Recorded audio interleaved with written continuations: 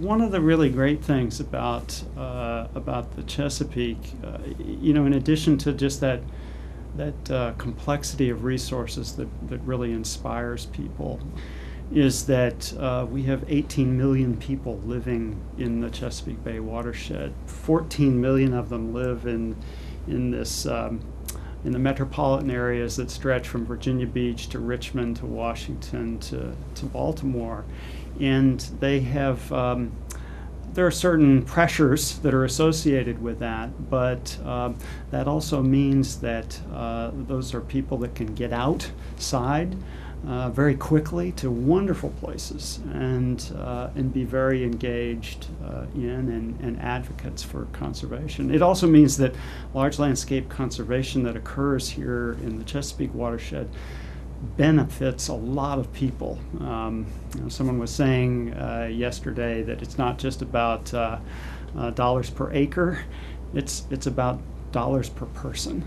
In terms of benefit, so it stimulates a lot of interest and a lot of activity, and there's a tradition of working together, of collaboration in the Chesapeake watershed that spans several decades now.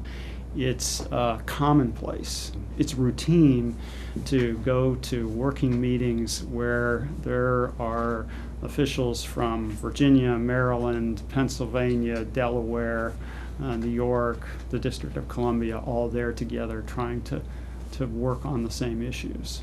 I think that's taken a lot of time to build up those relationships, to sustain them, to create environments where people can do good work together, feel trust and mutual interest, but that's really occurring.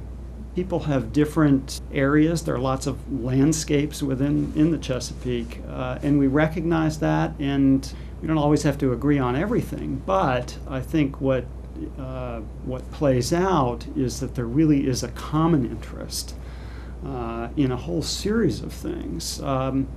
Just recently, the 6 governors of New York, Virginia, Maryland, Pennsylvania, Delaware, and Virginia and West Virginia, to name them all. The mayor of the District of Columbia, the federal government, and the Chesapeake Bay Commission signed a new Chesapeake Bay watershed agreement that set out goals to achieve by 2025, including ones important to the Chesapeake Conservation Partnership to protect an additional 2 million acres over the next 11 years. I mean, that's a big thing, but it's a sign of people agreeing on that and working towards it. So I think it's focusing on the common interests, of which there are many, and recognizing that particularly when it comes to conservation, people aren't always motivated from the same interest, but interests can overlap. If land is important for ecological values, for water quality values, or because it was a Civil War battlefield, or because it is farmland, or because it was important to American Indians, or you can see it from the Skyline Drive,